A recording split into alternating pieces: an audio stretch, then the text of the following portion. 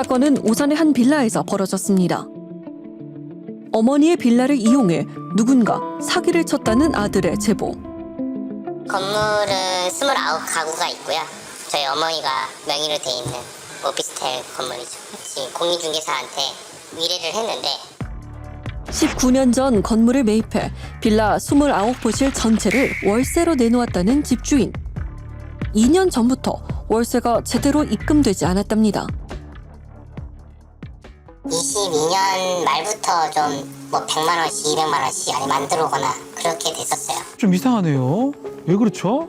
사실 확인을 위해 직접 세입자를 찾아갔다 합니다. 어떤 분이 이제 지하주차장에서 계속 계시다가 이제 제가 주차하고 들어가려고 하니까 말을 걸더라고요. 뭐 집에 이런 문제가 있다. 뭐 계약서랑 뭐 그런 걸 보여달라고 하더라고요. 아들은 세입자가 보여준 계약서를 보고 깜짝 놀랐습니다. 아하.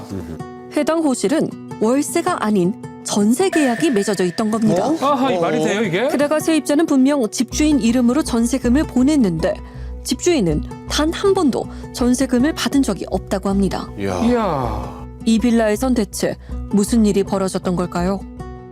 빌라에 전세로 들어왔다는 예찬 씨의 아버지. 오산으로 갔었는데 대리운전 해갖고 한 3천을 모였어요. 모아가지고 3,500짜리 전세를 그렇게 계약하게 된 거죠. 열심히 일해 모은 돈으로 집을 구하던 아들은 중개인 윤 실장을 만났고 그녀를 통해 전세 계약을 맺었습니다. 그리고 안내에 따라 집주인 통장으로 전세금을 보냈습니다. 그런데 계약 종료 시점이었던 지난 4월경 아들로부터 다급한 전화 한 통이 걸려옵니다. 아빠 나 전세 사기받은 것 같으나 당할지 몰랐는데 자기도 당했다라는 식으로 어안이 그냥 멍멍해갖고 발만 동동거리고 한달음에 아들을 찾아간 아버지. 집주인 이름으로 전세금을 보냈는데 보냈는데. 집주인은 월세만 일부 받았답니다. 에이 참. 세입자들은 모두 중개인 윤 씨 남매를 통해 계약을 진행했던 상황. 집주인 측은 문제를 바로잡고자 세입자 간담회를 열었습니다. 세입자들 전체를 간담회를 했어요. 근데 어떤 세입자가 나 여기 건물주로 입금했어 그러는 거예요. 실제로 이체 내역까지 보여주면서. 가장 황당했던 건 세입자들 모두 집주인인 오종서 씨 명의 계좌로 전세금을 보냈다는 겁니다. 네, 계약금하고 잔금은 다 저기 계좌로 보냈죠. 그 건물주 이름하고 통장 이름이 똑같으니까 흥명도 흥명이고 이름도 이야. 집주인의 아들 재호 씨가 직접 이체 내역을 확인했는데 분명 어머니 이름 오종서가 적혀 있었던 겁니다. 제대로 적혀 있네요. 적혀 있네요.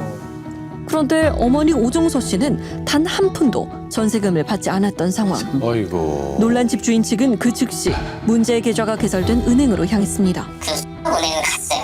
당연히 통장은 저희는 없고 계좌를 개설한 이력이 있냐라고까지도 물어봤어요. 내역이 아예 없다는 거예요. 그 계좌 번호로 돼 있는 거는 본인 명의가 아니기 때문에 확인을 해줄 수가 없다. 이야. 결국 집주인이 직접 계좌의 정체를 수소문한 끝에 중개인 남매가 감췄던 비밀을 밝힐 수 있었는데요. 뭐죠? 이게 어머님 이름 씨가 만든 거고 씨가 출신들의 모임이야. 오씨 종가 서울 출신 모임의 앞글자만 따서 삼행시 짓듯 오종서라는 이름의 단체 통장을 만든 겁니다. 중개인 남매가 만든 단체는 실존하긴 하는 걸까? 씨가 출신들의 모임, 그걸 줄여서 쫑라고 부르고 다니거든요. 이야. 나는 그거 없어요. 그런 거 없어요. 아, 그런 거 없을까요? 혹시 씨라는 분 전혀 모르세요? 네, 몰라요. 네. 전혀 모르시고요. 네. 결국 집주인 측은 중개인 남매를 찾아가 해명을 요구합니다. 저희가 부당한 걸 요구하는 거예요? 그러니까 보여달라고요. 두 손을 모은 채 공손한 태도를 보이는 누나 윤 실장. 왜 못 주시는데? 저희가 쓰고 있는 호실들인데 저희가 여기 지금 계약서 보시면 주인이 달라고 하잖아요. 계약서를. 아니요 여기 주인이 이거는 상관없고 말이 어렵나요? 아니요 아직 안 어렵고요. 그냥 기다릴게요. 기다릴게요. 하지만 변명만 늘어놓을 뿐 실제 계약서를 보여주지 않으려 합니다. 전세든 월세든 전대차든 계약서 가져와. 계약서가 있을 거 아니에요. 오랜 신랑이 끝에 받아본 계약서. 전체 29개 호실 중 25개 호실에 대해 집주인 몰래 임의로 전세 계약을 맺었던 겁니다. 임의로요? 더욱 답답한 건 지금까지도 전세 보증금이 반환되지 않았다는 겁니다. 아, 이건 참. 하루아침에 8억 9억에 가까운 돈이 빚이 생겼어요. 그리고 심지어 고모라고 하는 사람한테 그런 사기를 친 거죠. 에? 집주인 측과 중개인 측은 오촌으로 가족관계였습니다. 아이고. 19년 전 중개인 남매의 아버지 때부터 시작된 해당 빌라의 임대업. 문제없이 아버지의 일을 이어받은 남매였기에 아무런 의심의 여지가 없었다 합니다. 하지만 남매는 오랜 시간 이어온 신뢰관계를 한순간에 무너뜨렸습니다. 계좌가 어떻게 된 건지 묻잖아요. 동아리 모임 통장으로 해갖고 저희가 그것도 이름으로 해갖고 관리용으로 만든다고요. 여기서 만든 건 아니고 팩트만 얘기해요. 그게 실제 누군 건지 한번 해볼게요. 일단은 아니 지금 우리 입맞췄어. 제가 내가 한 겁니다. 동아리 모임 통장을 그 이름으로 저희가 개설을 한 겁니다. 제가. 그러니까 그건 수단이고 그건 수단이고 그리고 거기 돈을 받았잖아요. 네. 그죠? 전세 계약을 받은 거를 월세 계약으로 집주인을 계약 바꾸신 거고. 누가 서울서 지금 거주피한테 관련된 인간이요? 아 얘기를 해요. 어디 가요? 가보시라고요? 우리는 남매가 운영하는 공인중개소를 취재하던 중 더욱 충격적인 이야기를 들을 수 있었습니다. 남매는 오종서라는 이름의 단체 통장뿐만 아니라 또 다른 단체 통장 수십 개를 개설한 정황도 포착할 수 있었습니다. 아니 단체 통장이 또 있어요? 사실이라면 문제가 정말 심각한데요. 네, 남매의 공인중개소에서 일했던 익명의 제보자가 건네준 단체 통장 명단입니다. 이야. 대단하죠. 야 예. 참. 남매가 만든 일명 삼행시 통장, 그 개설 과정은 어떨까? 고유번호증이라고 하는 이제 사업자 등록증과 비슷한 개념의 비영리 단체한테 발급하는 형태의 서류를 발급받거든요. 그럼 그거를 가지고서 은행에 가서 이제 단체 명의의 통장을 발급받게 되는 거죠. 한 3일 안쪽으로 발급이 되는 편이고요. 그리고 은행에서는 뭐 통장이라든가 이런 것들 개설하는데 당일 이제 충분히 개설이 되기 때문에 실제로는 뭐 빠르면 3일, 뭐 늦어도 5일 정도 안에는 일반적으로 이 모든 과정이 끝난다고 보시면 될 것 같습니다. 단체를 만들기 위해선 고유 번호증 발급이 필수. 관련 서류들을 절차에 따라 준비해봤습니다. 회원 명단엔 실화탐사대 제작진의 이름을 올리고 박사급 지식 얻기 훈련회라는 단체명을 줄여 박지훈이라는 가상의 단체명을 지었습니다. 추가로 모임 정관과 회의록을 갖추면 서류 준비는 끝입니다. 30분도 안 걸리네요. 이야. 저희는 서식을 갖고 있으니까 맨날 하는 거니까 이제 금방 되는 거고, 뭐 일반인이 한다고 해도 조금 시간을 들인다고 하면 뭐 하루면 사실은 얼추 다 되는 것들인데. 세무서에 해당 서류들을 제출해 고유 번호증을 신청했습니다. 이게 누가 봐도 사람 이름이잖아요. 이게 가능할까요? 승인 날지 궁금합니다. 신청한 지 며칠 되지 않아 실제로 고유 번호증을 발급받을 뭐야? 수 있었습니다. 박준이네. 박준. 이제 이 고유 번호증을 들고 은행에 제출하면 사람 이름처럼 보이는 이른바 삼행시 통장을 만들 수 있다는 겁니다. 박지훈 계좌가 생겼어요. 무서워요. 중개인 남매로부터 집주인, 세입자 모두가 속은 상황. 남매는 구체적인 변제 계획보다는 변명만을 늘어놓았다 합니다. 참다 못한 집주인은 결국 고소를 진행했습니다. 수장만 좀 거둬주십시오. 그래야 제가 어떻게든 마음 합니다. 사장님 좀 부탁 좀 드리겠습니다. 수장만 지금 제가 무릎을 꿇겠습니다. 가서. 그렇게 되겠습니다. 무릎 꿇는다고 해결되는 게 아니잖아요. 괜찮아. 내역을 주세요. 그러니까 세입자들까지 쓰라미로 해가지고 경찰서에서 인지조사 들어가면은 판을 쓸 수가 없어. 그냥 상시로 문 닫는 거고. 뭐 여기는 열어놔야 제가 어떻게든 살려가지고 매각도 하고 사장님 세입자분들도 빨리 하고 하자는 거예요. 해결하겠다고는 해요 늘. 근데 해결된 호실이 없어요. 10개월 동안 같은 말만 하세요. 호실도 해결된 게 없어요. 10개월 동안. 심지어 뭐 제일 적은 1,500짜리도 해결한 한 호실이 없어요. 아버님 내일 드리겠습니다. 틀림없이 드리겠습니다. 그렇게 그냥 얘기만 하는 거예요.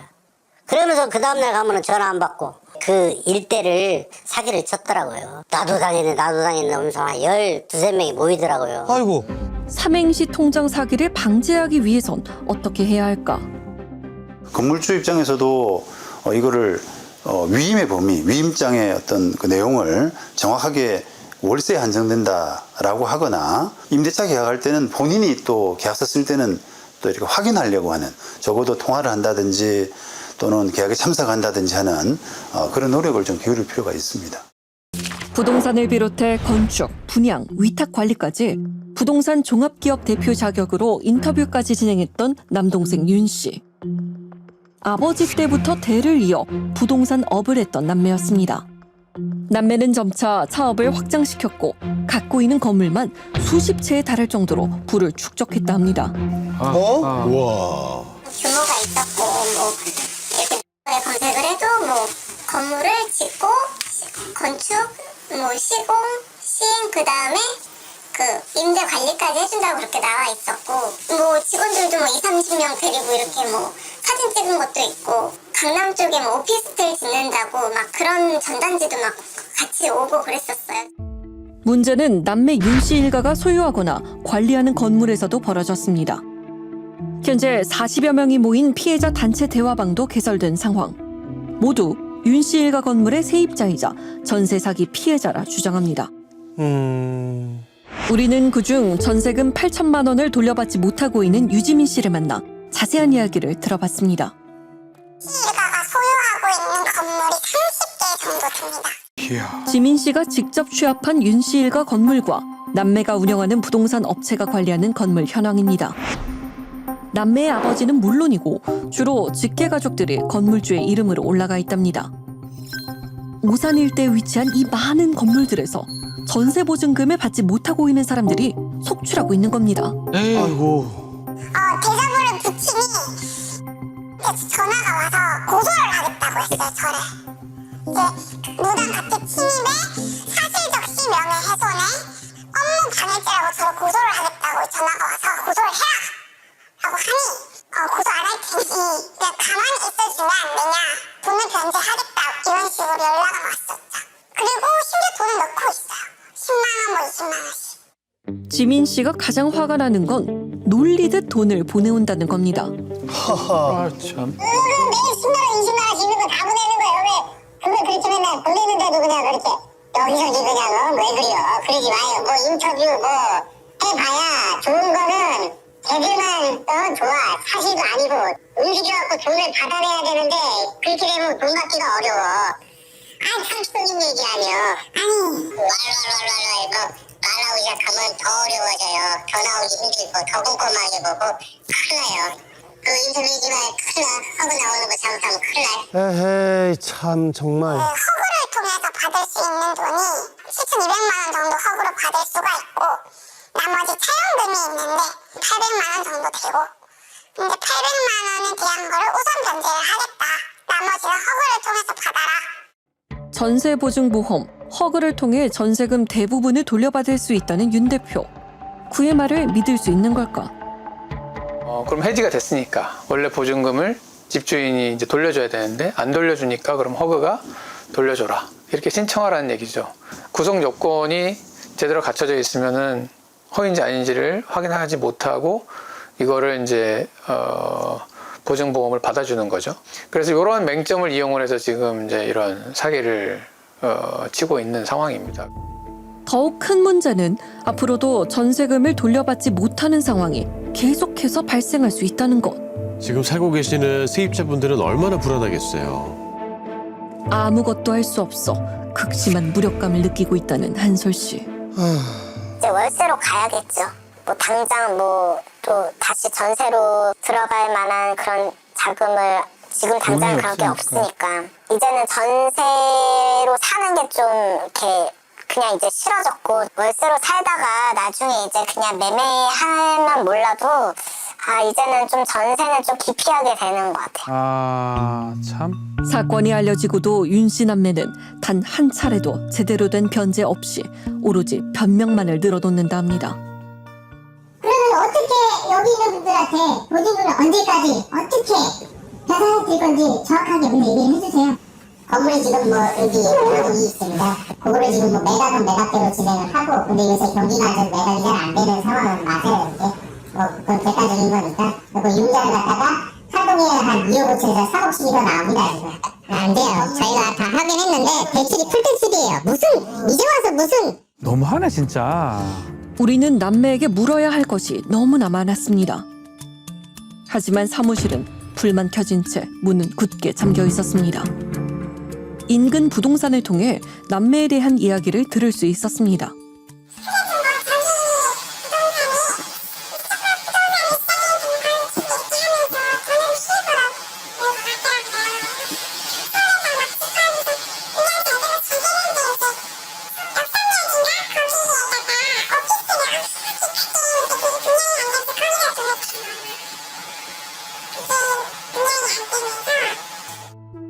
혹시나 남매와 만날 수 있을까? 남매와 그 가족들이 소유한 건물들도 찾아가 봤습니다. 남매를 직접 만날 순 없었지만 윤 씨 일가의 건물에 붙어있는 각종 현수막에 적혀있는 전화번호를 통해 연락을 취할 수 있었습니다. 혹시 전화할까요? 아니 뭐 그렇지는 않은데 뭐 어디 집에 전화 주신 거지? 그 오산에 이렇게 관리하고 계시는 건물들 세입자분들이 전세금 반환 같은 거를 못 받았다고 이렇게 주장을 하셔가지고 그런 데가 없을 텐데. 예. 빌이라는 건물이라던가 뭐 그렇게까지 뭐 자세한 부분은 잘 모르고요. 그거는 그렇게까지 자세한 부분은 모르고요. 그러면은 이게 저희가 뭐 자세한 내용을 잘 모르니까요. 예. 혹시 명함 있으시면 한 장 보내주시고 좀 어떻게 좀 연결해드리실지 뭐 그렇게 하든지 해드리도록 할게요. 익숙한 목소리였지만 자신은 윤 대표가 아니라는 남성. 정식으로 취재 요청 문자를 보냈고 며칠 뒤 질문지를 보내라는 연락을 받았습니다. 이에 우리는 질문지를 보냈지만 취재 기간 내 답변을 듣진 못했습니다. 저희 어머니가 아직까지 시장에서 쪼그리고 앉아서 몇천 원짜리 팔고 계세요. 그 돈을 평생 모아서 노후 자금으로 만든 그 건물이에요. 할 수 있는 게 없어요 지금. 그러니까 너무 답답해 하시죠. 어머니는 매일 울고 계세요. 집주인 측은 현재 남매를 상대로 고소를 한 상황. 사건 담당 변호사를 만나 진행 상황을 물었습니다. 형사 고소 진행 중이고요. 형사 고소한 제명은 이제 업무상 배임죄, 그리고 사문서 위조죄, 사문서 위조 및 행사죄 그렇게 고소를 진행했고 민사적으로도 이제 손해배상 청구를 진행 중에 있습니다. 오늘 그 담당 수사관님만 통화를 했는데 씨는 뭐 범죄 사실에 대해서 어느 정도 인정하는 입장이고 씨는 지금 뭐 나는 인정하지 못하겠다. 오히려 지금 수사관들이 자기 사무실 압수수색하는 과정에서 뭐 불법적인 일을 했다 이렇게 주장하면서 이의 제기를 하고 있는 상황입니다. 단계가 좀 어디까지? 지금 경찰 조사 단계고 이달 안으로 아마 구속영장 신청한다고 검사한테 그렇게 알고 있습니다. 지금.